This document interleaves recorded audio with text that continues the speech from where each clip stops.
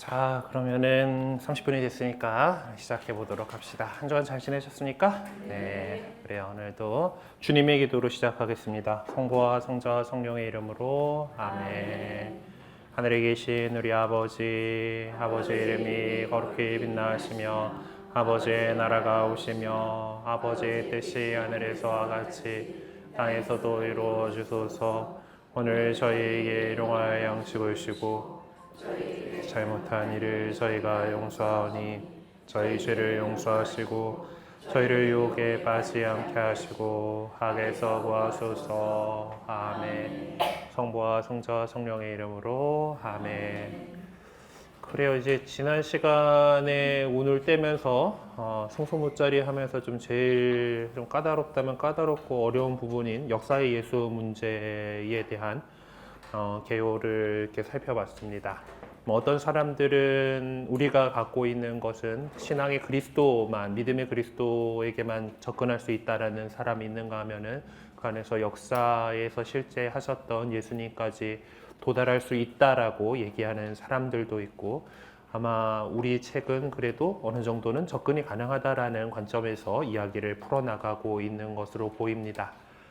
그러면은 이제 그 개괄적 연구로 들어가게 되는데, 오늘 그 살펴보게 될 부분에서 다루게 되는 거는 하느님 나라라는 부분이에요. 우리가 아까 바친 주님의 기도에서도 아버지의 뜻이 하늘에서와 같이 땅에서도 이루어 주소서, 아버지의 나라가 오시며라고 먼저 됐죠. 네.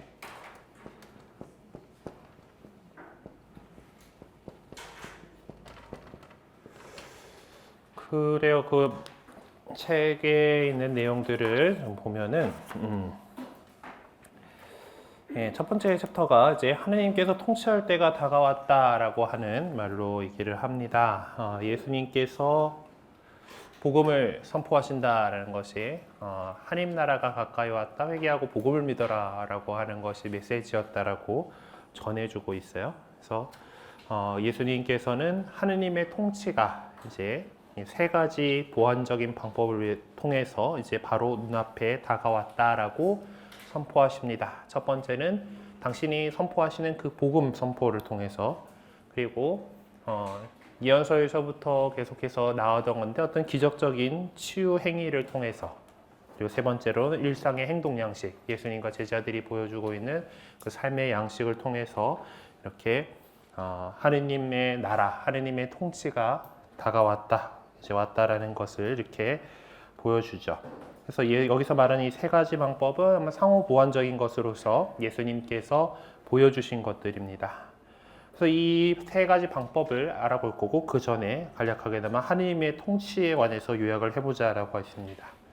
그냥 구약 성경에서는 하느님의 통치가 어떻게 설명을 하고 있는가, 이에 대한 내용을 이제 보면은, 하느님의 통치 또는 하느님 나라를 기다린다는 것은 하느님이야말로 이상적인 임금이시라는 것이 완전하게 드러날 순간을 기다린다라는 뜻이다라고 했어요. 이스라엘은 원래 우리가 입문 때를 떠올려 보면은 임금이 다스리던 나라가 아니었습니다. 그렇죠? 지파들 연합체였고, 처음에 족장 시대 이렇게 하면서 이제 성조 시대 때에 집안 어른으로 이렇게 시작을 하게 되고, 그리고 좀 규모가 커진 다음에 12지파 연합체가 이제 이집트에서 나와가지고 이스라엘 그 땅에 정착을 하고 나서, 팔레스티나에 정착을 하고 나서는 느슨한 연합체계로 하고, 어떤 여전히 그 각 지파의 수장들, 우두머리들이 이렇게 좀 이렇게 나오는 그런 정도의 그런 통치 체제였죠. 상당히 오랜 기간 다른 나라에서 이미 왕정이 시작이 되었음에도 불구하고 이스라엘은 왕정을 빨리 도입하지 않았습니다. 보통 거기서 이제 예언 전통에서 그쪽이 그 이유로서 나타나는 것은 이스라엘의 임금은 하느님이시다라는 믿음이에요. 네. 인간의 임금님이 다스리는 나라가 아니라 하느님이 다스리는 나라다라고 하는 그런 것이, 그래서 처음부터 그런 생각이어서 그랬는지 아니면 후대에 이제 그렇게 포장을 한 건지는 모르겠지만, 어쨌든 하느님이 이스라엘의 임금님이시다라는 그런 것 때문에 왕을 세우지 않았던 것으로 보입니다. 구약의 마지막 예언자는 왕정을 이제 수립하게 되는 게 사무엘이죠. 네. 사무엘이 이제 이렇게 왕을 세워달라는 백성의 그 요구에 주저하고 이제 그러고 있던 것이 바로 그런 이유라고 구약 성경은 설명을 하긴 합니다. 그리고 결국 하나님께서 백성들이 해달라는 대로 해줘라라고 이렇게 해가지고 사울을 임금으로 뽑고 그다음 잘못하니까 다윗이 이제 임금으로 뽑혀가지고 다윗 가문의 어떤 통치가 계속해서 영원히 이어질 것이다라고 이렇게 하나님께서 보증해 주셨다라는 것에서 메시아 사상으로 계속 이어지게 되는, 실제로 나라는 망했었으니까 그런 것이기 때문에 이 사람들 안에서는, 구약의 전통 안에서는 정말 하느님의 통치가 그대로 그것을 실현할 합당한 임금, 다윗의 후손이 메시아가 올 것을 그렇게 기다리고 있는 그런 마음들이 있었죠. 어쨌든 여기에 대해서 조금 더 자세하게 보기 위해서 우리 뒤쪽에 있는 참고 자료로 넘어가 봅시다. 94쪽을 펼쳐보시면은 이 하느님 통치, 하느님 나라에 대한 개념의 성경적 뿌리라고 하는 꼭지가 적혀 있습니다. 94쪽으로 가보시죠. 자, 예수님께서 하느님의 나라에 대해서 말씀을 하셨을 때 청중들은 그 말씀을 어떻게 알아들었을까? 예수님께서 전해주시려고 했던 의미를 제대로 알아들을 수 있었을까? 네, 그 당시 일부 유다인들은 하느님의 나라에 대한 개념을 잘 알고 있었을 것으로 보입니다. 구약 성경에서 통치라는 개념이 물론 잘못된 형태이긴 하지만은 흔히 메시아니즘이라고 부르는 형태 중 하나로서 표현되어 왔습니다. 네, 그렇다면 구약 성경에서 통치라는 개념을 통해서 보여주고자 했던 핵심적인 내용은 무엇이었는가? 그 내용은 한마디로 하느님께서 당신 백성을 선택하셨고 그 백성과 계약을 맺으셨고 그 계약에 따라서 백성들을 구원으로 인도해 가신다라고 말할 수가 있습니다. 네, 구약 성경은 일단 이 계약 사상에 초점을 맞추고 있는 것이기 때문이죠. 그래서 창세기 15장에서 탈출기 19장에서 24장에서 설설해주고 있는 그 계약, 그리고 신명기 26장 5장에서 9절에 서주던 종살이로부터 해방이라고 하는 그 과거에 자신들이 체험했던 하느님하고의 어떤 그 계약에 대한 그 확신을 갖게 해주는 것이 하느님의 통치다라는 거예요. 그리고 거기서 구원에 대한 희망을 갖게 되는데, 이 구원이라고 하는 것도 시대에 따라서 그 형태를 다르게 취했을 뿐만 아니라 묘사 방법도 다양했었죠. 가장 오래된 형태가 아마 메시아니즘이라고 할 수 있습니다. 사무엘하권 7장에서 보면 사람들은 이스라엘의 왕권을 완성시킬 다윗의 후손을 기다리고 있었고 평화와 번영이 지배하게 될 지상적이고 민족적인 왕국을 기다리고 있었습니다. 이사서에 나오는 그런 거죠. 근데 현실은 그러지 않았죠. 임금들이 그렇게 완전한 임금들이 계속 나오지 않았어요. 심지어 가장 하나님께 사랑받았다라고 하는 그 다윗 임금조차도 잘못한 것도 되게 많죠. 엄청나게 많습니다. 어쨌든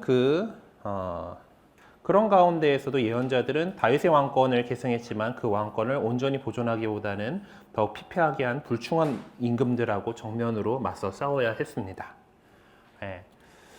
우리도 제가 아마 이렇게 여러분들하고 얘기하면서 그 그리스도의 삼중직무 가운데 왕직, 이런 예언자직, 사지직, 왕직에 대해서 여러 차례 강조를 드리고 했었는데, 왕직이라고 하는 건 하느님의 뜻을 이 세상에서 구현하는 거잖아요. 임금으로서 다스린다는, 나에게 맡겨진 사람들, 나에게 맡겨진 일들을 함에 있어서 하느님의 뜻대로 한다라는 건데, 이스라엘의 임금이 원래 그렇게 하느님의 뜻에 따라서 백성들을 통치해야 되는 거예요. 원래 이스라엘의 임금님은 하느님이시기 때문에 하느님의 뜻에 따라서 백성들을 통치하고 그 백성들을 잘 이렇게 먹고 살 수 있도록 이렇게 보살피고, 또 외적의 침입으로부터 군대를 잘 육성해가지고든 어떤 외교를 잘해서든 이렇게 평안하게 만드는 것이 임금의 본래 이제 일이죠.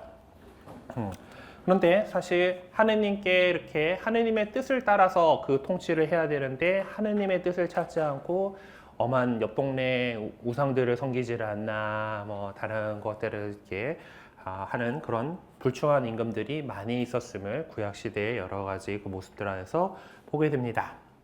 어쨌든 이렇게 그러다가 나라가 망하고 뭐 이런 어쨌든 시대적인 환경 안에서 또 새로운 또 하나의 희망이 부상하기 시작했던 것이죠.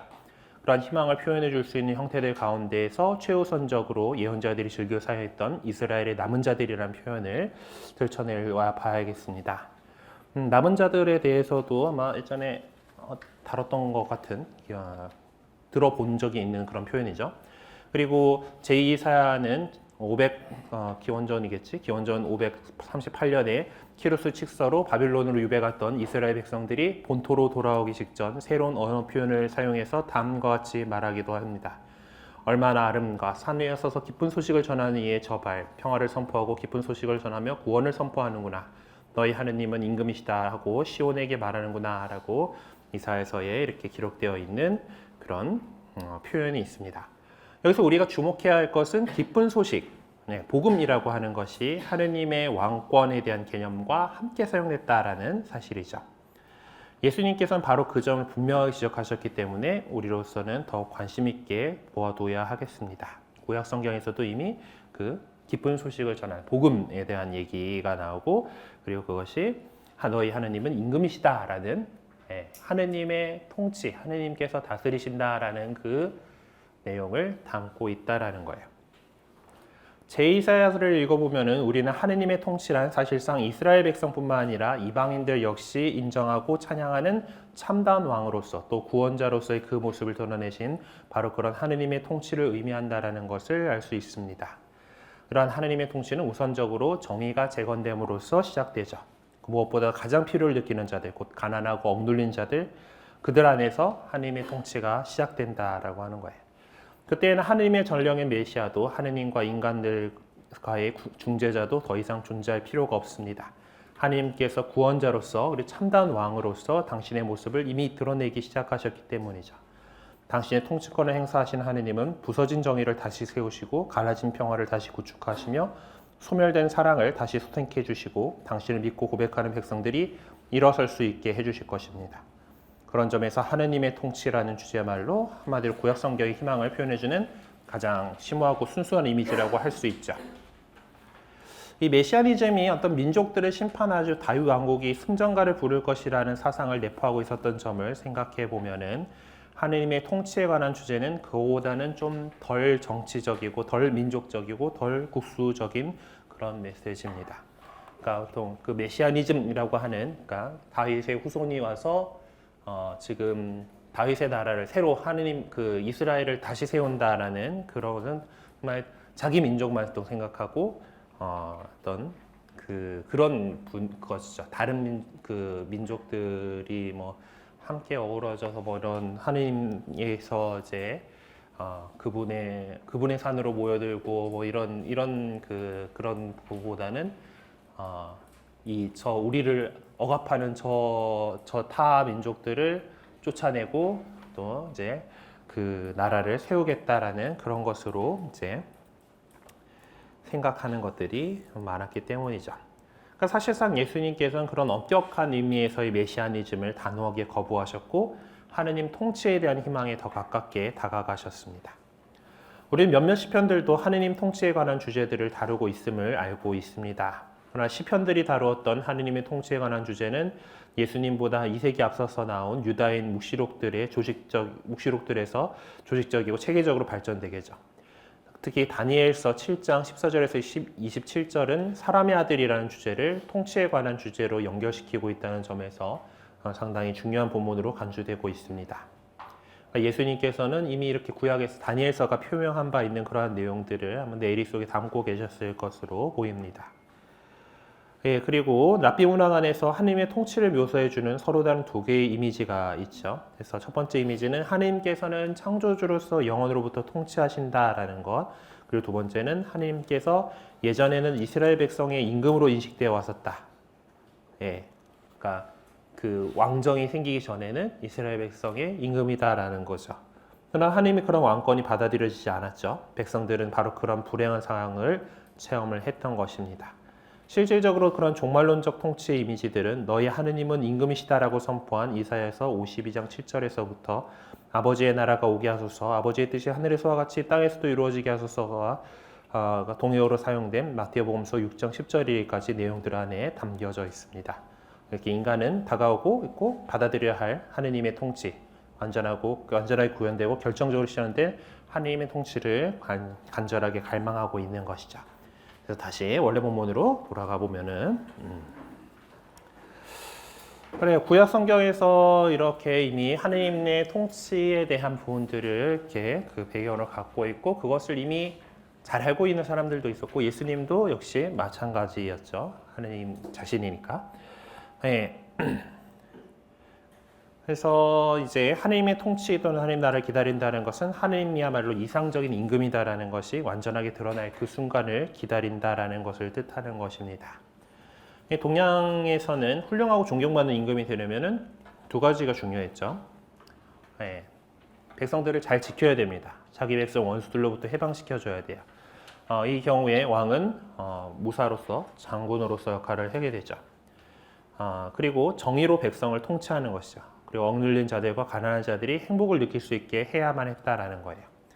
네, 이런 것들이 성경 안에도 이렇게 나와 있어요.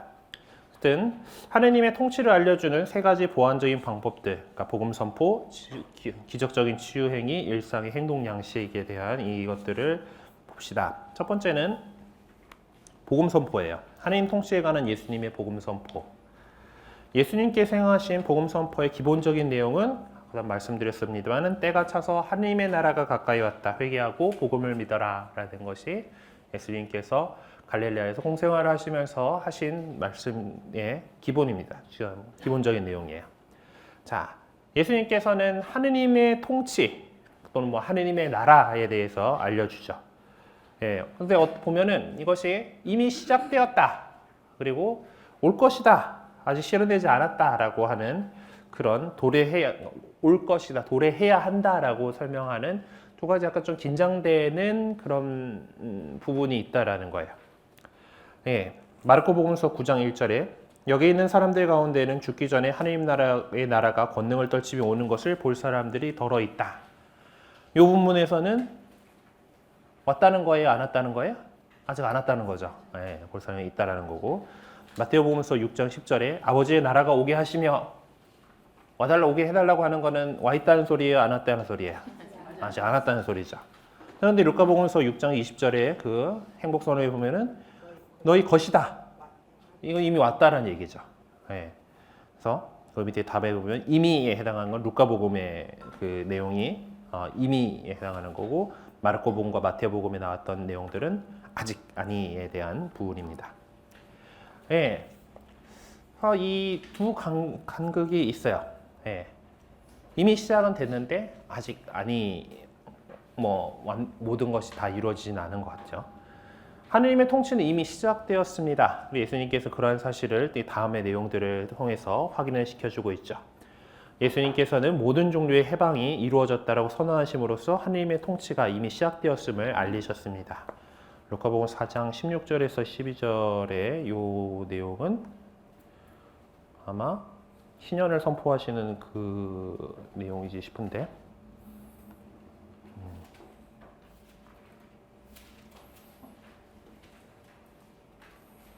예, 그래서 이사야 예언자의 그래서 나에게 기름을 부어주시니 주님의 영이 내 위에 있어서 가난한 이들에게 기쁜 소식을 전하고 자푼 이들에게 해방을 선포하며 눈먼 이들을 다시 보게 하고 억압받는 이들을 해방시켜 내보내며 주님의 은혜로운 해를 선포하게 하셨다라고 그 희년을 선포하시는 그 안에서 모든 종류의 해방이 이루어졌다라고 선언하셨죠. 그리고 예수님께서는 참다운 가치를 갖게 해주시고 인간이 그 가치를 찾게 됨으로써 하느님의 통치가 이미 시작되었음을 알려주고 있습니다. 이제 루카복음서 19장 1절에서 10절에 있는 내용은 그 자케오 이야기네요. 자케오 이야기에서 이렇게 비록 사람들이 다 죄인이라고 얘기하는 그 사람들에서 있지만은 그가 회개하고 이렇게 하면서 그는 오늘 이 집에 구원이 내렸다. 이 사람도 아브라함의 자손이기 때문이다. 이렇게 그래서 사람의 아들을 잃은 사람을 찾아서 구원하러 왔다라고 이렇게 말씀을 하시면서 하나님의 통치가 그러니까 그 아직 그 여러 가지 이제 해방이 이루어졌다라는 것을 9월이 내렸다라고 되게 단정적으로 얘기하시면서 통치가 이미 시작되었음을 알리시죠. 예수님께서는 율법을 뛰어넘는 삶을 살아가게 하시고 인간이 그러한 삶을 살아감으로써 하느님의 통치가 이미 시작되었음을 알리셨습니다. 마르코복음 2장 23절에서부터 3장 6절에 말씀드린데 여기서는 이제 그 안식일에 대한 것이 사람의 아들은 또 안식일의 주인이다라고 말씀하시면서 이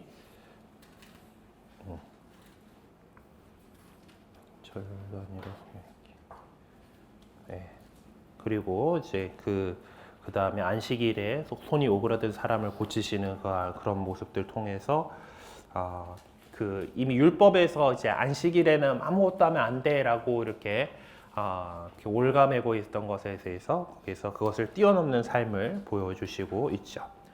그 외에 다른 것들을 통해서도 하나님의 통치가 이미 시작되었다는 사실을 알리셨습니다. 자, 두 번째는 이제 오신다라는 그런 얘기죠.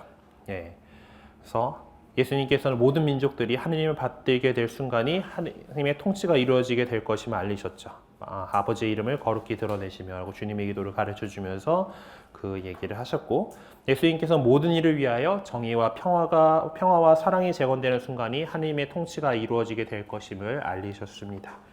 결과적으로 하느님의 통치가 이루어져야만 하느님의 이름이 온 천하에 드러나고 진정한 정의와 평화와 사랑이 재건되는 구원된 세상이 도래하게 될 것입니다. 그것이 바로 예수님께서 알리신 하느님 통치의 도래에 관한 핵심적인 내용이에요.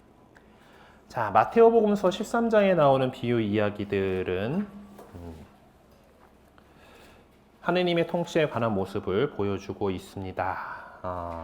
여러 가지 하느님 나라를 무엇에 비길까 이렇게 하면서 말씀해 주시는 내용들이죠. 먼저 마테오복음서 13장 전체를 읽어보라 해서 여러 가지 비유들을 보라고 되어 있죠. 씨 뿌리는 사람의 비유가 나왔고, 그리고 가라지의 비유가 있고, 겨자씨의 비유, 누룩의 비유, 그리고 보물의 비유와 진주 상인의 비유, 그물의 비유, 이런 것들이 여러 가지 비유들이 나옵니다.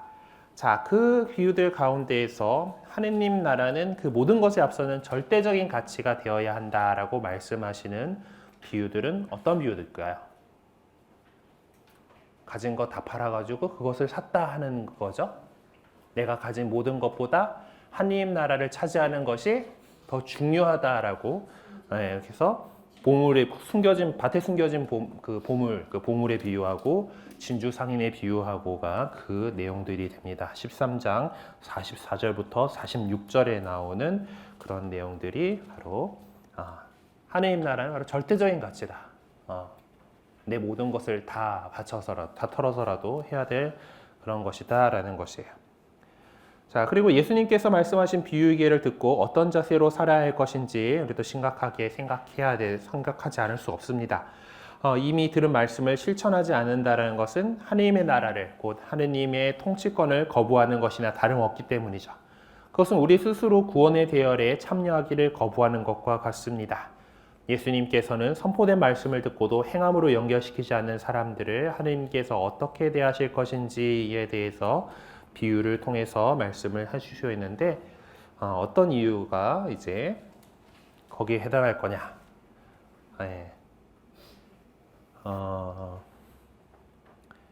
그러면은 가라지 비유도 비슷한 것 같긴 한데 뒤에 나오는 그물의 비유가 여기에 해당한다라고 볼 수가 있죠. 다 끌어놓고 나서 이제 거기서 합당한 사람들, 의인들 가운데 의인들을 이렇게 보내고 그 가운데 악한 자들을 해서 불구덩이에 던져버릴 것이다라고 이렇게 되었죠. 그 47절부터 50절까지인데 역시 가라지의 비유 역시 비슷할 것 같아요. 하지만 가라지의 비유에서의 어떤 그 핵심적인 요소는 비록 이렇게 우리 의인들 사이에 악인들이 이렇게 있고 그렇다고 하더라도 하나님께서 아직 기다리고 계시다라는 그런 그 부분을 좀 더 강조하는 비유라고 할 수 있습니다. 그러니까 뭐 끝에 가가지고는 주수꾼들 사이에서 이제 해가지고 그것을 다 이제 그 가라지를 거두어가지고 단으로 묶어 태워버리고 뭐그 밀은 내 곳간으로 모아드리겠다라고 하는 그것으로 같은 그거라고 얘기 뭐 그런 같은 이렇게 그 행하지 않고 연결시키지 않는 사람들을 어떻게 대하실 것인가에 대한 내용으로 같이 볼 수도 있긴 하지만은 가라지의 비유에서는 좀 더 그 하느님께서 아직 기다리고 계시다라는 그 내용에 더 방점이 찍혀져 있는 그런 비유 말씀이죠. 예, 예수님께서는 하느님의 통치를 시작하셨다. 예, 예수님께서는 하느님 나라가 가까이 왔음을 예고하는 것에 그치지 않고 당신이 선포하신 복음이 그러한 하느님의 통치를 이미 시작하신 것이다 라고 인식하고 계셨습니다. 바로 이 점에서 예수님께서는 당신이 수행하셔야 될 미션, 선교가라고 되어 있는데 미션을 갖다가 무적정 선교라고 한 거라기보다는 사명 정도로 해석을 하는 게 나을 것 같아요. 저는 예, 수행하셔야 될 사명이 무엇인지에 관해서 공개적으로 밝히신 것이죠. 중요한 것은 바로 그 점입니다. 예수님께서는 복음을 선포하심으로써 하느님 나라가 가까이 왔음을 알리셨어요. 그러한 하느님 나라는 사탄의 권세를 무력화시키고 하느님의 통치권을 세우게 되는 것입니다. 그러니까 우리는 예수님 안에서 이미 죄로부터 해방돼서 자유로운 존재로 살아갈 수 있게 되었죠. 우리도 아직 하느님 나라가 안 온 것 같긴 하지만은 우리는 이미 죄에서 해방되고 하느님 나라에 속해 있는 사람들입니다. 네, 그것이 이제 우리를 지배하는 것은 더 이상 죄의 권세가 아니라 하느님의 주권이다라는 거예요. 그래서 우리는 그리스도께서 이루신 구원의 실제에 이미 참여하고 있다라고 말할 수가 있습니다. 그런데 예수님께서 선포하신 이 구원의 복음은 최우선적으로 가난하고 억눌린 자들을 향해서 이렇게 얘기가 되고 있죠. 예수님께서는 복음의 최우선적인 수혜자로서 그들을 선택을 하셨고요. 그들과 함께 하셨습니다. 그런 내용들을 찾아서 적어보자라고 되어 있습니다. 마태오복음서 11장 19절에 그거죠. 보라 저자는 목보의 술꾼이며 세리와 죄인들의 친구다라고 하는 소리들. 그래서 예수님을 사랑하죠, 우리는. 예수님도 술꾼이셨거든요. 그렇죠? 자, 예수님께서 그리고 마르코복음서 2장 17절에 예수님께서 그래서 건강한 이들에게는 의사가 필요하지 않아 병든 이들에게는 필요하다. 나는 의인이 아니라 죄인을 부르러 왔다라고 말씀하시는 것이 또 이렇게 나옵니다. 그리고 마태복음서 11장 25절에는 이제 지혜롭다는 자들과 슬기롭다는 자들에게는 그것을 감추시고 철부지들에게 드러내 보여주셨으니 감사드립니다라고 말씀하시는 내용이 있어요. 네. 아직 어떤 가난하고 억눌리고 못 배우고 무시당하고 하는 그런 사람들에게 더 우선적으로 예수님께서 다가가셨다라는 거고, 예수님의 뒤를 이어서 우리 살아가고 있는 우리 교회 역시 그렇기 때문에 가난한 이들을 위한 우선적인 선택을 한다라는 것이 그 맥락에서 이어져 오고 있는 것입니다. 루카복음서 15장에서는 그 유명한 되찾은 아들의 비유 이야기를 전해줍니다. 마침 어제 우리 주일 복음 말씀이었죠. 짧은 복음으로 들으셨으면 빼먹었을 거고 긴 복음으로 했으면 딱 길대요. 하여튼 비유 3가지 다 나왔으니까 하여튼 이 이야기는 하느님의 자비하심을 극명하게 보여줍니다. 가난하고 억눌린 자들 그리고 죄인들은 누구보다도 하느님의 자비를 필요로 하던 사람들이었죠. 그들은 그 당시 사회 안에서 가장 낮은 자들이었고 기댈 곳이 없던 자들이었습니다. 정작 희망을 필요로 했던 자들은 바로 그들이었습니다. 또한 하나님의 자비하심을 받아들일 준비가 되어 있던 자들도 바로 그들이었죠. 하나님 나라는 분명 새로운 질서에 속합니다. 그러므로 그때까지 세상을 지배하고 다스려왔던 인간적인 기준과 가치가 이제는 더 이상 의미가 없는 오로지 하나님의 기준과 가치만이 새로운 질서의 원칙으로 자리 잡게 된 하나님 나라를 받아들이고 살아가기 위해서는 기존의 모든 사고와 삶의 자세를 근본적으로 바꾸려는 회개의 행위가 뒤따라야 한다라는 거예요. 이거 못 바뀌고 있는 사람이 큰아들의 모습으로 그 비유 이야기에 나오죠. 저도 어렸을 때 그 이야기를 듣거나 읽고 나면은 큰아들이 더 맞는 소리를 하는 것 같은데 하면서 네. 중요한 건 그거잖아요. 내가 되찾았다. 그러니까 기뻐하고 즐거워해야 한다. 하느님께서 그 아버지 그 입을 통해서 내가 그렇게 그 잃어버렸던 정말 뭐랄까 그 처음에 이제 하느님께서 이스라엘 백성들에게 율법을 주셨잖아요. 그렇죠? 이렇게 살아. 그러면은 내 백성이 되고 내가 너희 하느님이 될 거야라고 이렇게 했는데 사람들이 그 율법에 완벽하게 못 산단 말이에요. 물론 또 완벽하게 그 율법 따라 산다고 하는 사람들이 있었죠. 바리사이라고 하는 사람들이 그러려고 하던 사람들입니다. 예, 뭐 기본적으로 뭐 겉이라도 그렇게 잘 하려고 했던 그런 사람들이고, 그러니까 예수님이 오셔가지고 뭐 죄인들과 세리들과 이렇게 같이 지내니까 이 바리사이들이 군시렁군시렁 하는 거예요. 뭐 조자는 뭐 이렇게 하면서. 그러니까 하신 말씀이 오늘 어제 복음 말씀 우리가 들었던 그 잃었던 뭐뭐를 비유, 잃었던 양, 잃었던 은전, 잃었던 아들의 비유, 이 새 비유 말씀을 이렇게 하시면서 나오는데, 그 이제 아들을 되찾았으니 기뻐하고 잔치를 벌여야겠고 하는 이 아버지의 마음을 이해 못하고 투정 부리고 있는 큰아들의 모습이 바로 니들 모습이야라고 이렇게 그 얘기를 하시는 거죠. 그 비유 말씀을 누구한테 하신 거예요? 그 투덜대고 있는 바리사이들과 율법학 교사들에게 얘기를 하셨던 거잖아요. 예. 그래서 이제 그 모든 기존의 어떤 그것들을 이제 그리고 삶의 자세를 근본적으로 바꾸는 회개의 행위가 뒤따라야 한다라는 거예요.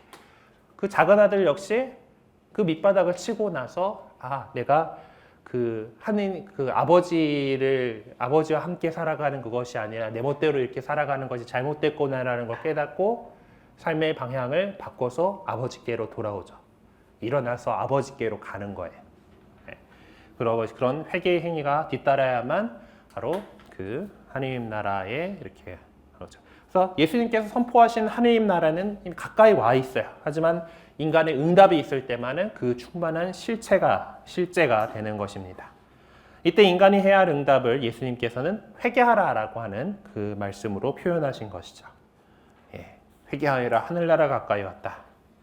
자, 그렇다면 예수님께서 회개하라라고 말씀하신 것을 우리는 어떤 의미로 받아들여야 하는가? 네, 거기 구절들이 나와 있으니까 적어 보시면은 좋을 것 같은데요. 마르코복음 9장 봅시다. 마르코복음 9장 43절.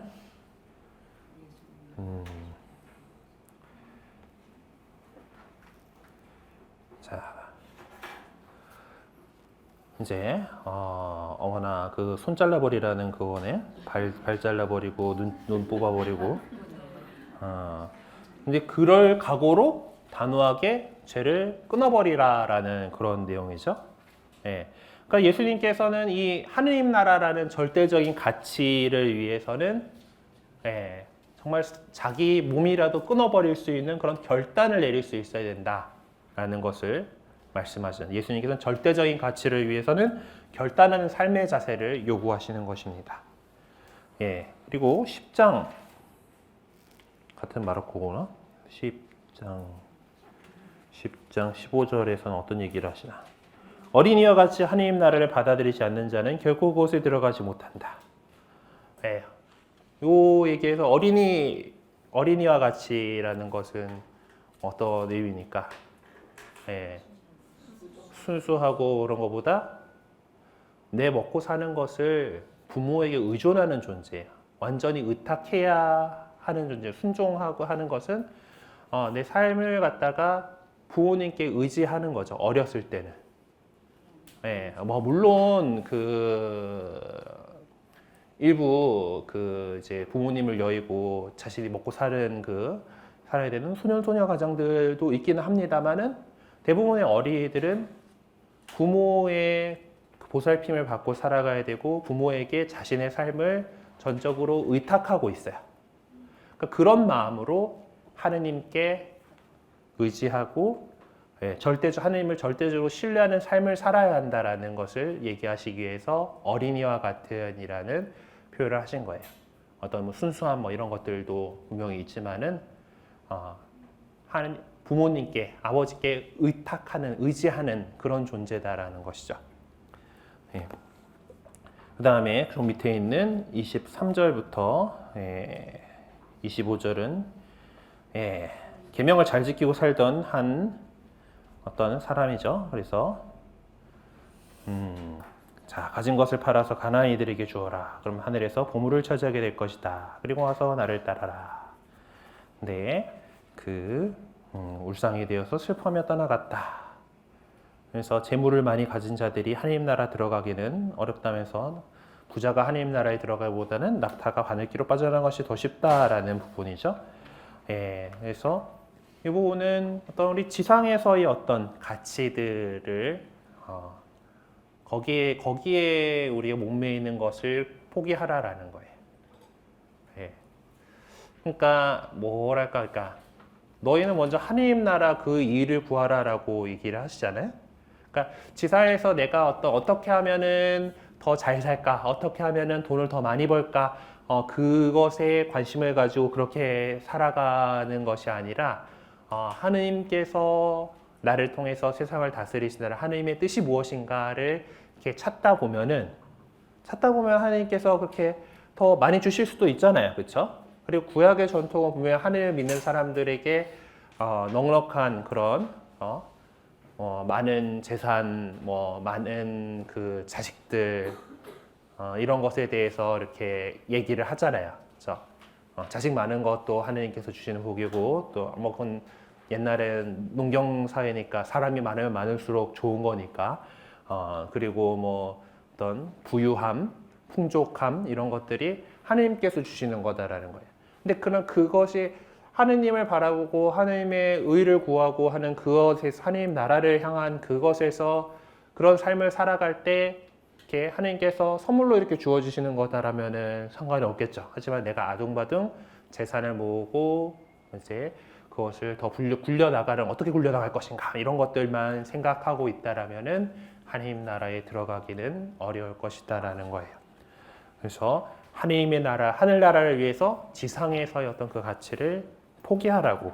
그래서 어떤 우리 삶의 방식을 그냥 내가 살아가는 이 세상에서의 그것에 아둥바둥이 아니라 하느님께 맡겨드리고 또 하느님의 뜻을 찾아서 더욱 세상에 어렵고 힘든 사람들을 돌보가면서 같이 그렇게 잘 살아나가는 것을 추구하라라는 것이 회개의 삶인 거죠. 우리 삶의 방식을 바꿔 나가는 것입니다.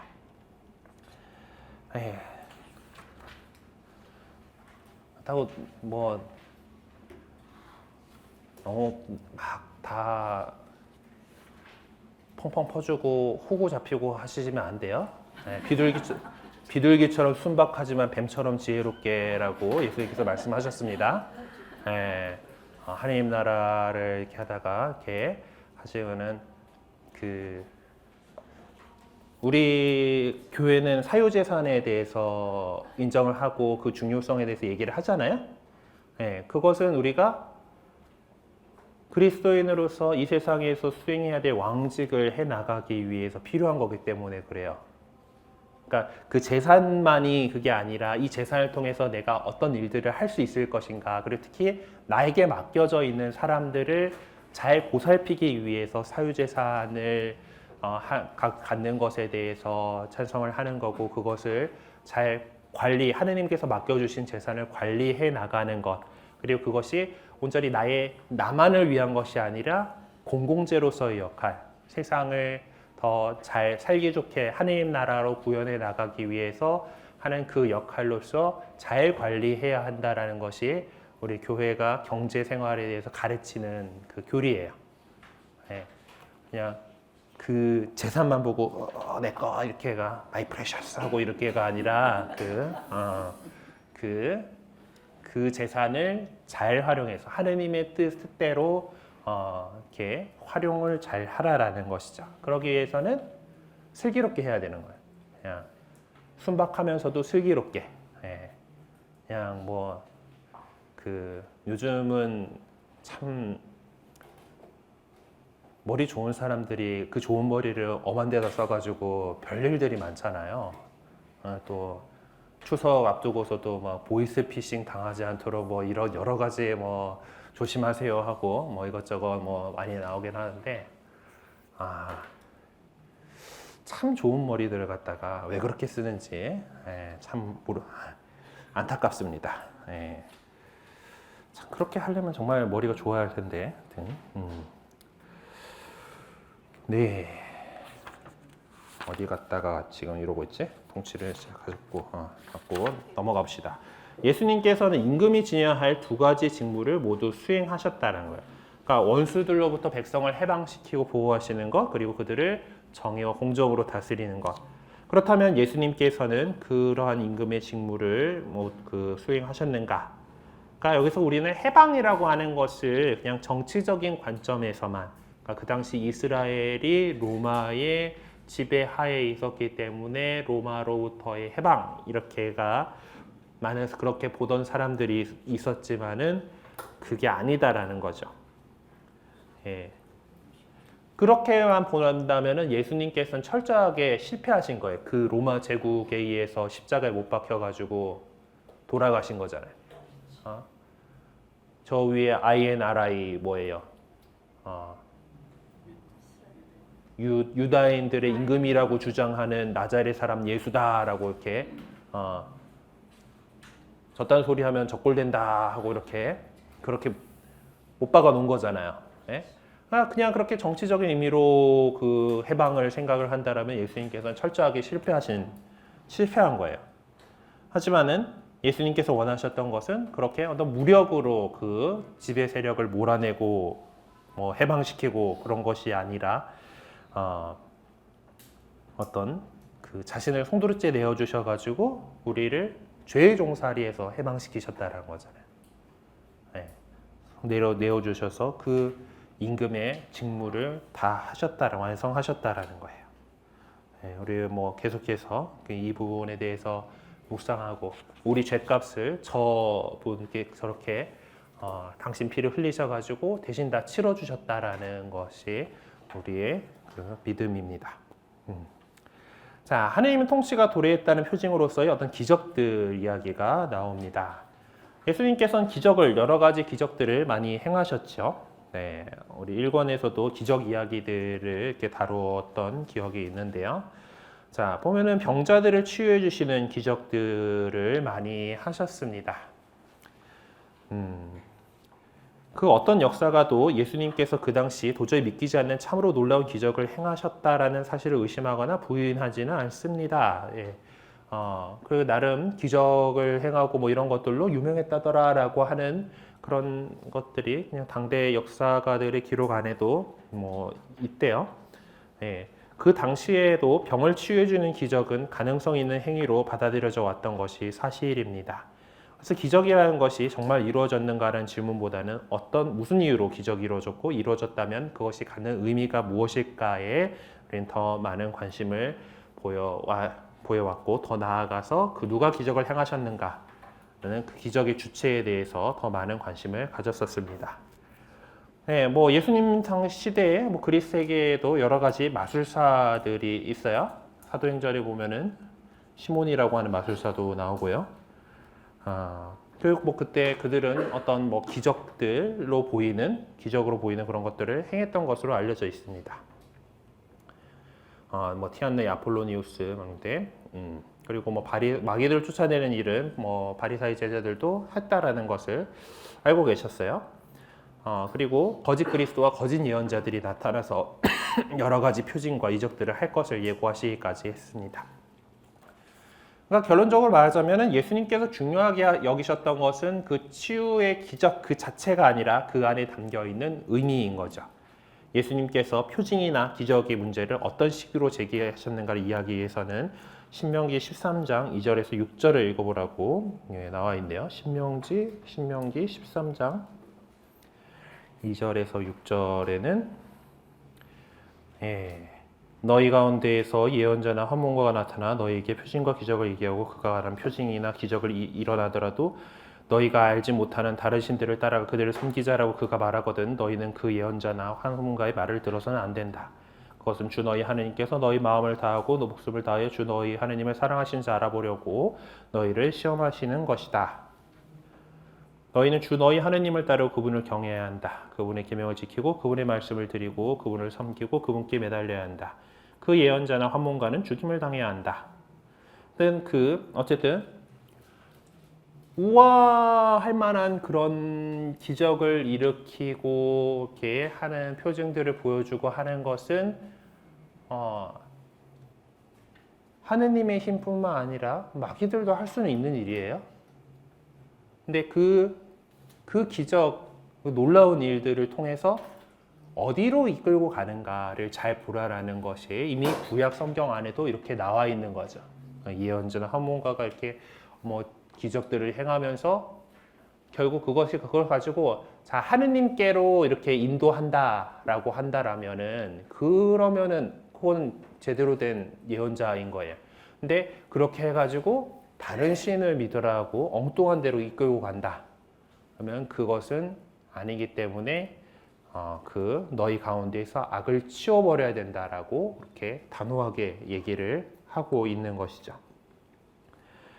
네, 과거에는 만일 예수님께서 기적을 행하셨다면 그것이 그분이 하느님의 아드님이시라는 것을 확인시켜주는 것이다라고 말했지만 오늘날에는 예수님 당시에는 믿음이 강했던 사람들 대부분이 기적을 행할 수 있었기 때문에 만일 예수님께서 기적을 행하지 않으셨다면 그분은 그 당시 사람이 아니셨을 것이다 라는 식으로 말한다? 뭐야?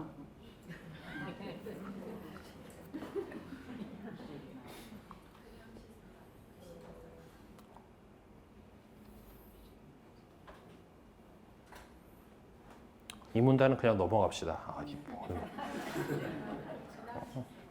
그 당시 사람들.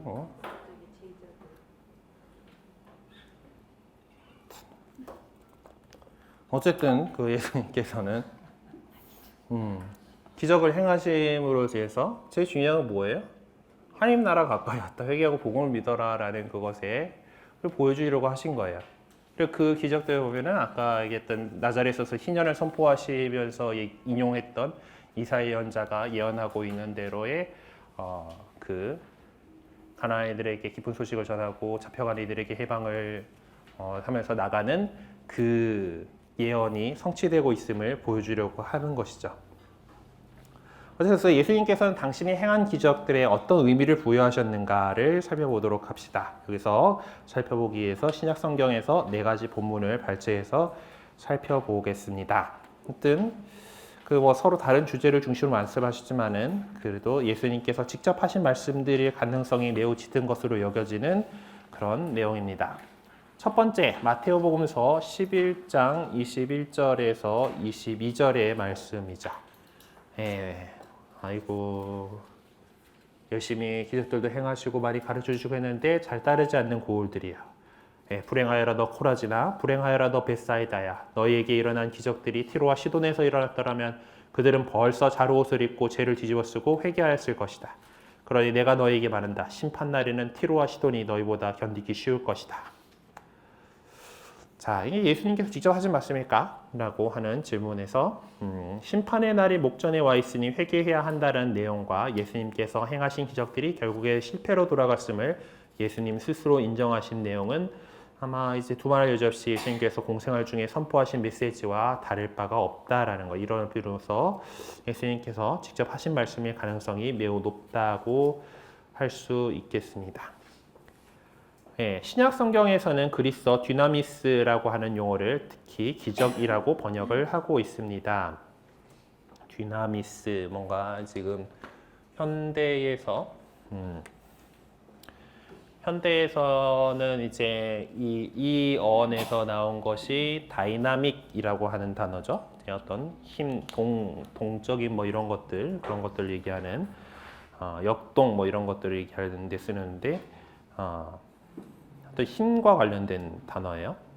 어떤 이 용어는 구약 성경 안에서는 하느님께서 보여주신 경이로운 일들을 지칭하는데 예수님께서 하신 그 말씀에서 안에서는 그런 의미로 용어가 사용되고 있습니다.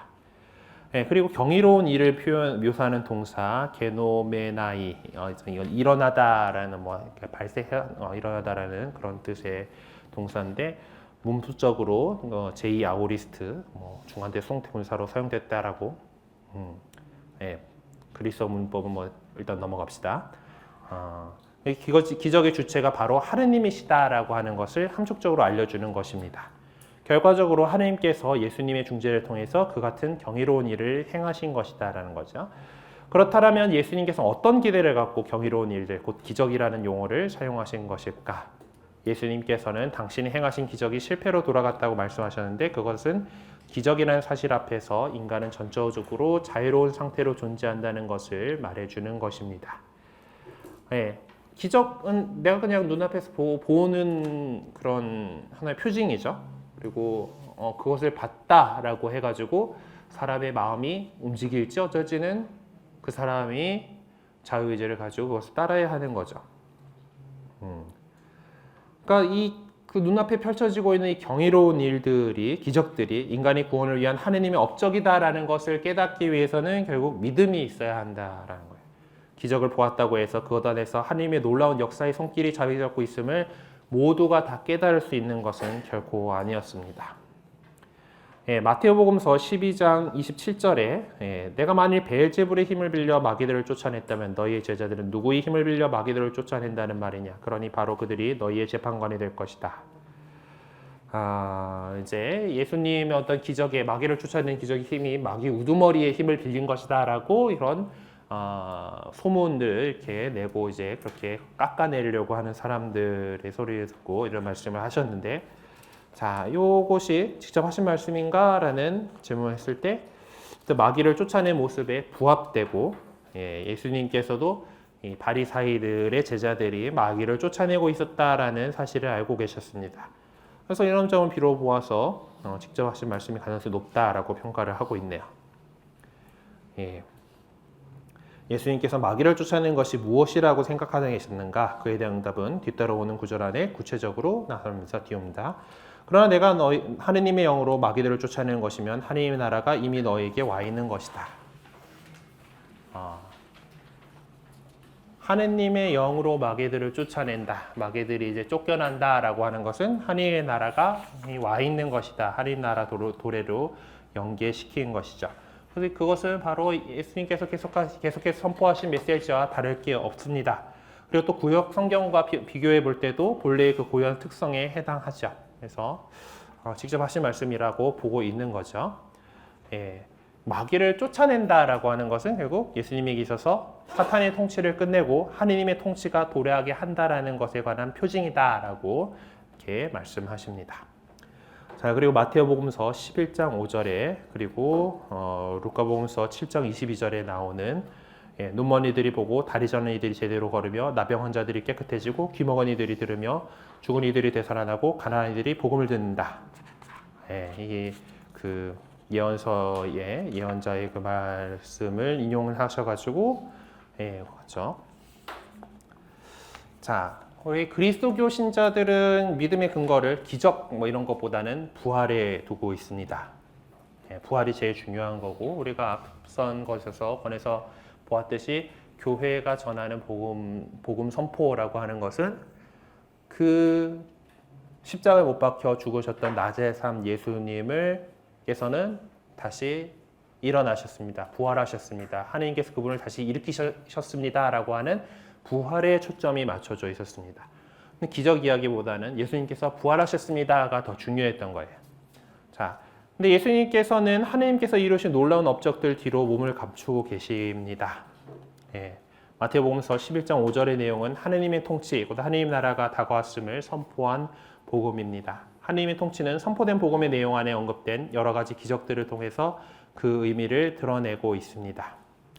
하지만 부활이 있은 다음에는 그 말씀 자체에 변화가 주어질 수밖에 없었습니다. 그러니까 부활 자체가 죽음으로부터의 승리를 의미하는 것이기 때문에 하느님 나라의 도래를 알려주었던 구약 성경에서 인용한 내용도 어떤 승전적인 뭔가 이제 승리의 그 의미로 이렇게 바뀔 수밖에 없었던 거죠. 이것은 부활 이후의 호교론과 부합되는 것이기도 합니다. 더더욱 놀라운 것은 여기서는 마귀를 쫓아내는 것에 대해서는 아무 말씀도 없죠. 눈먼이들이 보고 다리는 다 보면은 그냥 그 병 들렸던 사람들이 낫는다라는 그런 의미인데, 그것은 그럴 필요가 없을 만큼 하느님 나라의 도래를 인지할 수 있게끔 충분하게 말씀하셨기 때문입니다. 그래서 뭐 직접 하신 말씀이다라고 주장을 하고 있죠. 예수님께서는 구약 성경을 인용해서 말씀하셨는데 이것은 예언자들이 선포한 것에 정확하게 부합합니다. 그것은 바로 당신이 그 예언자들이 예언했던 메시아 시대를 개막하는 장본인이다라는 것을 드러내 보여주시려는 목적을 갖고 있는 것이죠. 지금까지 살펴본 내용들을 정리해 보면은 기적이란 한마디로 말해서 예수님이 말씀을 통하여 선포하셨던 것을 행위를 통해서 선포하는 것이다라고 할 수가 있습니다. 하나님 나라가 가까이 왔다, 회개하고 복음을 믿어라라고 말씀을 선포하셨는데, 그 하나님 나라가 왔다라고 하는 사실을 보여주기 위해서는 메시아 시대의 도래에서 어떤 일들이 일어날 것인가 했던 구약 시대의 여러 가지 그 예언되어 있던 일들, 그것이 기적이라고 하는 형태로서 마귀들을 쫓아내고 병든 이들이 낫고 하는 그런 것들로 이렇게 하는 예수님의 그 행동을 통해서 선포하는 것이죠. 예수님께서 선포하신 복음의 본질적인 내용은 하느님의 통치, 곧 하느님 나라가 가까이 왔다라는 것이죠. 예언자들도 사실은 그런 의미들로 표징들을 행했던 것인데, 이제 예수님 안에서 그러한 표징들이 온전히 성취됩니다.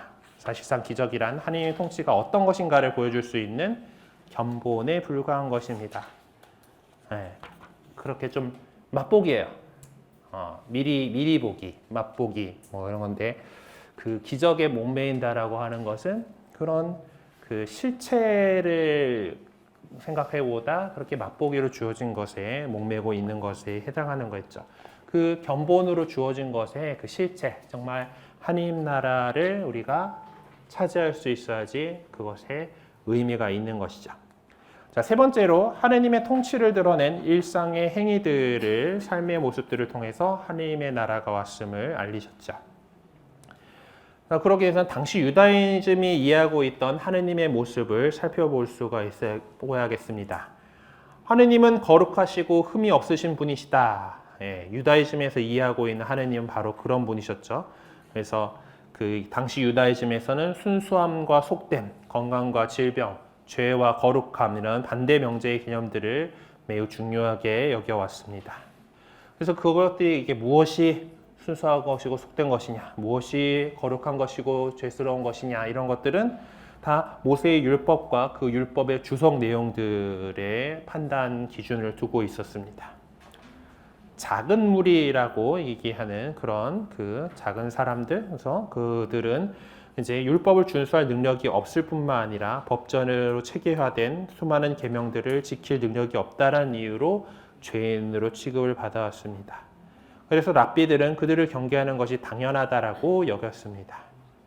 이들은 종교의식에 참여할 수 없을 만큼 깨끗하지 못한 상태에서 지속적으로 머물러 있었기 때문에 성전에서 거행되던 용서를 위한 종교의식조차 참여할 수 없다라는 금지 조항이 만들어졌고, 랍비들은 그것을 당연한 것으로 생각했습니다. 참 웃기죠? 그러니까 죄인들이어가지고 뭔가 그 율법을 못 지켜가지고 죄인이 됐어요. 그래서 이 사람이 뭔가 잘해보겠다라고 하느님께 속죄를 하려고 한다라면은 성전에 나가가지고 옛날 유다이즘대로라면은 제사도 지내고 뭐 이렇게 되는데, 너 죄인이잖아, 성전에 못 들어와. 그렇게 돼버렸다라는 거예요. 그래서 유다이즘은 거룩하고 흠없으신 하느님을 내세워서 사람들을 편가르게 하거나 함께할 수 없도록 만들거나 배제시키는 등 사람들 사이를 갈라놓고 말았습니다. 유다이즘은 정화된 사람들끼리가 아니면 서로 간의 통교는 불가능할 수밖에 없다는 강조하기 위해서 그러한 하느님의 모습을 앞세웠던 것이죠. 갈라놓았다라는 것에서 이게 하느님의 뜻이 아니다라는 것을 알 수가 있죠. 그 신약성경에 나오는 마귀에 대한 이름 가운데 하나가 디아블로스라는 거죠. 디아블로는 나눠놓는 자, 분열시키는 자라는 뜻이에요. 어쨌든 바리사이들이 되었던 사두가이들이 되었던 유다교의 지도자 그룹들은 어떤 종교적인 단체로서 아니면 사회적인 단체로서 자신들의 이익을 극대화시키기 위해서 자신들의 방식에 따라 하느님을 이용하려는 경향을 갖게 되었습니다. 역사 안에서 보여진 그런 비극적인 현실을 생각해 볼 때 우리는 살면서 어떤 하느님의 모습을 생각하고 있는지, 더 나아가 우리의 이익을 도모하기 위해서 하느님의 모습을 이용하거나 앞세우고 있는 것은 아닌지 한번 살펴보아야 하겠습니다. 자, 그럼 반면에 예수님의 모습은 어떠하셨는가? 우리는 신약 성경을 통해서 예수님의 일상적인 삶의 모습들을 찾아볼 수가 있습니다. 여기서 몇 가지 본문들을 통해서 예수님의 모습을 보도록 해보죠. 첫 번째로 나온 건 마르코복음서 1장 40절에서 45절의 말씀입니다. 어떤 나병 환자가 예수님께 와서 도움을 청하였다. 그가 무릎을 꿇고 이렇게 말하였다. 스승님께서는 하고자 하시면 저를 깨끗하게 하실 수 있습니다. 예수님께서 가엾은 마음이 드셔서 손을 내밀어 그에게 대시며 말씀하셨다. 내가 하고자 하니 깨끗하게 되어라. 그러자 바로 나병이 가시고 그가 깨끗하게 되었다. 예수님께서는 그를 곧 돌려보내시며 단단히 이르셨다. 그에게 이렇게 말씀하셨다. 누구에게든 아무 말도 하지 않도록 조심하여라. 다만 사제에게 가서 내 몸을 보이고 내가 깨끗해진 것과 관련하여 모세가 명령한 예물을 바쳐 그들에게 증거가 되게 하여라. 그러나 그는 떠나가서 그 이야기를 널리 알리고 퍼뜨리기 시작하였다. 그리하 예수님께서는 더 이상 드러나게 고을로 들어가지 못하시고 바깥 외딴 곳에서 머무셨다. 그래도 사람들은 사방에서 그분께 모여들었다. 네, 동일한 내용은 루카복음서 17장 1절에서 19절에서도 전해지고 있으니까 또 다음에 나오는 대로 비교를 해봅시다. 예수님께서 예루살렘으로 가시는 길에 사마리아와 갈릴레아 사이를 지나가시게 되었다. 그분께서 어떤 마을에 들어서 가시는데 나병 환자 10사람이 그분께 마주왔다. 그들은 멀찍이 서서 소리를 높여 말하였다. 예수님, 스승님, 저희에게 자비를 베풀어 주십시오. 예수님께서는 그들을 보시고 가서 사제들에게 너희 몸을 보여라 하고 이러셨다. 그들이 가는 동안에 몸이 깨끗해졌다. 그들 가운데 한 사람은 병이 나은 것을 보고 큰 소리로 하느님을 찬양하며 돌아와 예수님의 발 앞에 엎드려 감사를 드렸다. 그는 사마리아 사람이었다. 그러자 예수님께서 말씀하셨다. 10사람이 깨끗해지지 않았느냐? 그런데 9은 어디에 있느냐? 이 외국인 말고는 하느님께 영광을 드리러 돌아오지 않았단 말이냐? 이어서 그에게 이르셨다. 일어나 가거라. 내 믿음이 너를 구원하였다. 이제 비슷한 것 같으면서 좀 다르죠. 마르코복음에서는 어떤 나병 환자가 왔는데 루카복음에서는 나병 환자 10명이 와가지고 이렇게 했고, 예수님께서 이제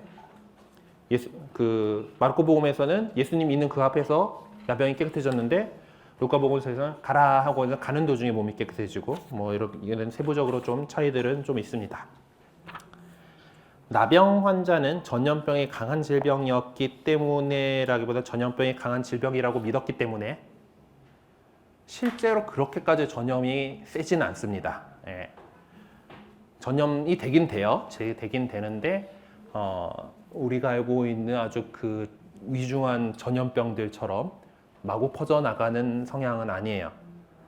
전염성보다는 아마도 외관상 보기가 안 좋아서 그렇게 배제되었을 것으로 보입니다. 어쨌든 나병 환자는 사회적으로, 종교적으로 배척받고 단죄받은 사회 전형으로 그 당시에 인식되어 왔습니다. 그런데도 예수님께서는 나병 환자에게 다가가는 것 자체를 금기로 생각했던 그 당시 사회의 일반적인 관념을 그다지 대수롭게 여기지 않았습니다. 대수롭지 않게 여기셨습니다. 더 나아가서 예수님께서는 나병 환자를 직접 손으로 만지셔서 그를 치유해 주셨죠. 나병 환자는 치유를 통해서 나병으로부터 해방되었을 뿐만 아니라 사회적, 종교적인 이유로 배척받고 멸시받아왔던 굴레로부터도 해방돼서 기존 사회의 일원으로 되돌아갈 수 있게 되었던 것입니다. 바로 예수님께서 그렇게 해주신 거죠. 네, 루카복음서 19장 1절에서 11절에 나오는 이제 세관장인 자케오 이야기가 나오죠.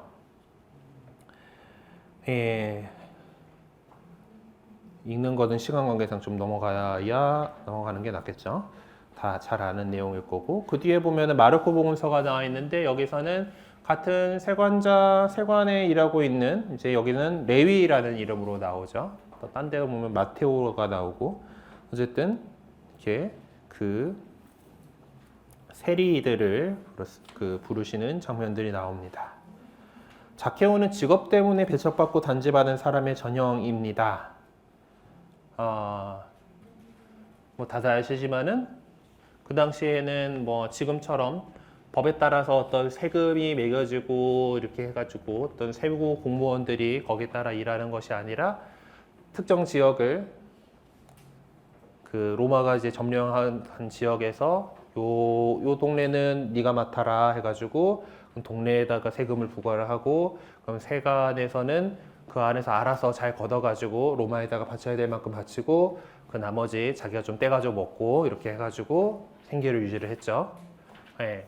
어쨌든 이 세리라고, 세관장이든 세리든 이 직업은 결국 그 지배자인 로마에 부역하는 사람으로서 이제 죄인 취급을 받았던 거죠. 배척받았고 단죄받은 사람이었습니다.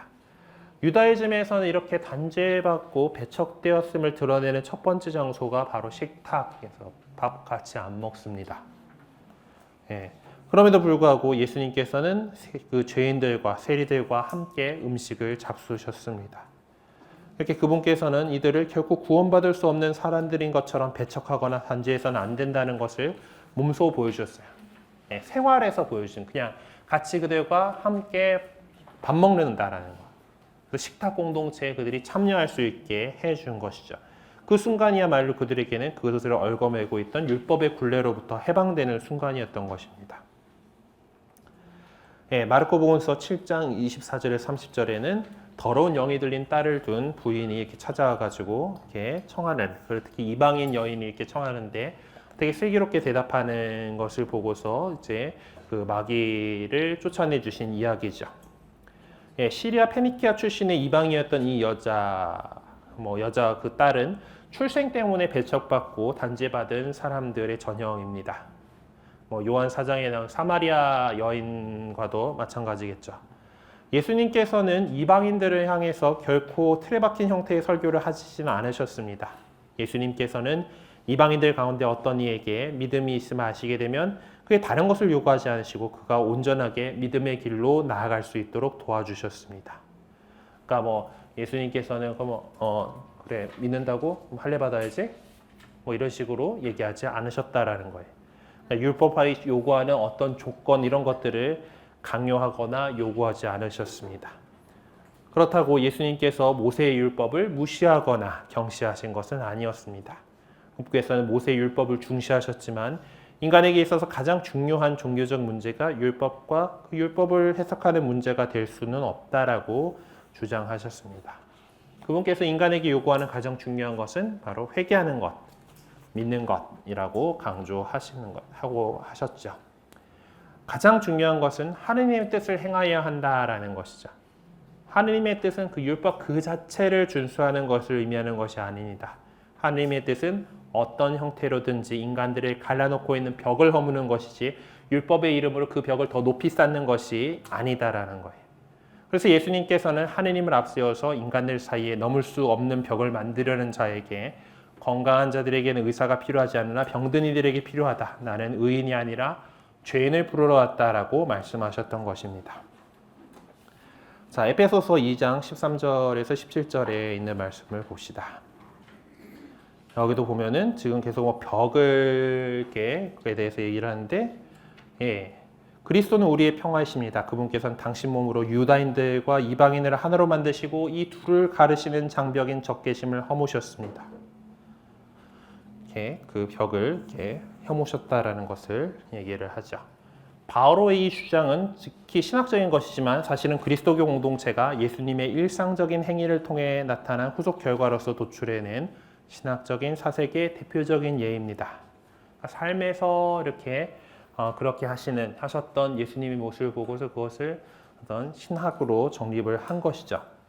예수님께서는 하느님을 계시하시는데 그 하느님께서 통치하시는 나라에서는 더 이상 어떤 인간적인 기준에 의해서 배척과 단죄가 있을 수 없다라는 것을 선포하시는 겁니다. 다시 말해 하느님 나라에서는 기존의 모든 사회 질서와 가치 체계가 달라질 것임을 선포하신 것이죠. 실질적으로 예수님께서는 당신이 선포하신 복음의 내용처럼 사셨습니다. 사람들이 다 배척하고 있던 벽을 쌓고 있었던 그 사람들, 나병 환자들을 손으로 만드셨고 죄인들의 집에 그냥 드나드셨고 사회적 종교적으로 죄인을 취급받아온 이들에게 따뜻하고 사랑이 넘치는 모습을 보여주셨습니다. 그렇게 하심으로써 그들에게 하느님의 용서가 어떤 것인지를 깨닫게 해주셨던 거죠. 이와 같이 예수님께서는 인간들 사이에 놓여있는 기존의 관계를 근본적으로 바꿔놓으셨습니다. 예수님께서는 자신들이 갖고 있던 기존의 사회적인 입장과 관점을 옹호하기 위한 근거로 하나님을 앞세우려는 자들에게 단호하게 반대 입장을 취하셨습니다. 그러므로 예수님과 함께 하느님에 대해서 말한다는 것은 다른 사람들이 자신의 존재 의미를 깨닫고 새롭게 살아갈 수 있도록 해주는 것이야 하는 것이죠. 그런 점에서 이미 믿음을 통해서 하느님의 새로운 질서 안에서 살아가는 모든 이들이 이 사회 안에서 어떤 역할을 해야 할 것인가? 그다음에 우리의 응답은 어떤 형태로 표현되어야만 하는가? 우리에게 주어지는 숙제일 겁니다. 예수님께서는 당대의 모든 유다인들이 그러했듯이 하느님 앞에서 나날의 삶을 사셨습니다. 그 유다인들의 축제를 지내기 위해서 성전에 올라가시기도 했고 가시기에는 회당에 가시고 더 자주 회당에 가시기도 했습니다. 그리고 또 이른 새벽에든 밤에든 이렇게 외딴 곳에 가셔서 기도하시는 기도로 지새우기도 하셨습니다. 하느님의 아들로 자기 인식을 강하게 드러내신 것은 하느님을 아빠라고 부르실 때였습니다. 랍비들은 하느님을 감히 아빠라고 부르지 않았어요. 하지만 예수님께서는 정말 그 아들로서 마음에서 우러나와서 그 아버지를 하느님을 아빠라고 이렇게 부르신 것이죠.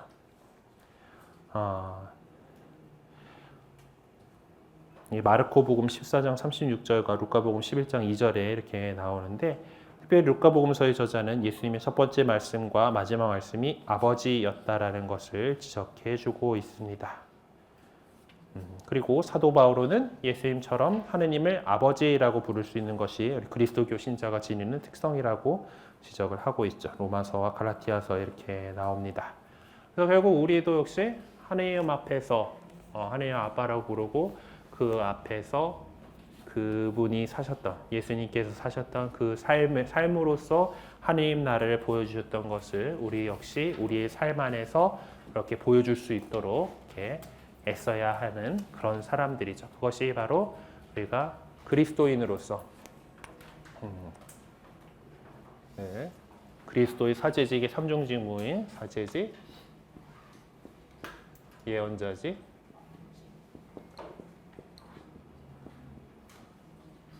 왕직을 살아가는데 그 가운데 특별히 우리의 생활과 관련되는 우리의 삶과 관련되는 것이 바로 이 왕직이에요.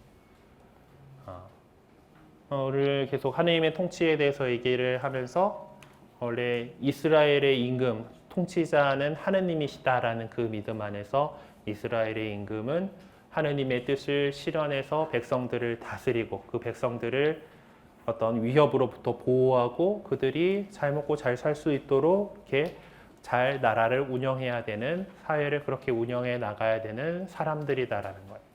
이제 예수님께서 하셨던 그 일도 사제로서 예언자로서 임금으로서 하셨던 기름 부음 받은 사람의 일이다라는 것을 우리가 여러 가지 알고 있었다라면은 우리 역시 세례 성사를 통해서 기름 부음 받은 사람으로서 이 세상을 하느님의 뜻대로 아버지의 뜻이 하늘에서와 같이 땅에서도 이루어지게 하소서라고 하는 우리가 늘 하는 그 기도대로 살아나가기 위해서 애써야 합니다. 우리에게 주어져 있는 재산들, 어떤 재화들 이런 것들은 우리가 이 임금으로서의 직무를 수행하기 위해서 나에게 맡겨져 있는 그 나와 관계되고 나에게 맡겨져 있는 사람들이 하느님의 뜻에 따라서 이렇게 잘 돌볼 수 있도록 하기 위해서 우리에게 맡겨져 있는 그런 것이다. 우리가 관리하도록 하느님께서 주신 것이다라는 것. 그리고 우리가 그냥 그 재산 자체에 목매이고 그것에 바라보고 있는 것이 아니라 하느님을 바라보고 하느님의 뜻을 살아갈 때 하느님께서 더 많은 것을 맡겨주시게 되죠. 예수님 이제 비유 말씀들 가운데에서 탈란트의 비유 같은 것도 그렇죠. 거기에 충실했으니 더 많은 것을 맡기겠다 라고 하셨던 것처럼 우리의 맡겨진 것을 가지고서 이 세상에서 임금으로서 하느님의 통치가 우리를 통해서 이루어질 수 있도록 열심히 살아가는 것이 우리 그리스도인들이 또 세상을 살아가면서 해야 되는 일이 아닌가 싶습니다. 열심히 진도를 해나가는데 혹시 오늘은 질문을 좀 받아도 될 만큼 시간이 남은 것 같아요. 혹시 질문하실 거, 궁금하신 거 있으신가요? 네, 그리고 오늘 3주차이기 때문에 오늘부터 나눔을 하신다 그래요. 네, 그래서 조별 나눔 하는데 아직 그 오늘까지 접수를 하고 출석부가 완성이 되지 않았기 때문에 그 조가 아직 배정은 되지 않았습니다. 그래서 아마 이민수 신부님 말씀으로는 뭐 자유롭게 좀 해가지고 나눔을 하시라고 하는데 나눔에 대해서는 우리 봉사자님께서 좀 알려주시고 준비를 해주실 거라고 생각해요. 네, 잠깐 쉬고 들어오셔가지고 좀 정리해가지고 나눔들 이렇게 잘 해주시기를 바랍니다. 네, 그럼 영광성으로 강의 시간 마치도록 하겠습니다. 성부와 성자와 성령의 이름으로 아멘. 영광이 성부와 성자와 성령께 처음과 같이 이제와 항상 영원히 아멘. 성부와 성자와 성령의 이름으로 아멘. 네, 수고 많으셨습니다.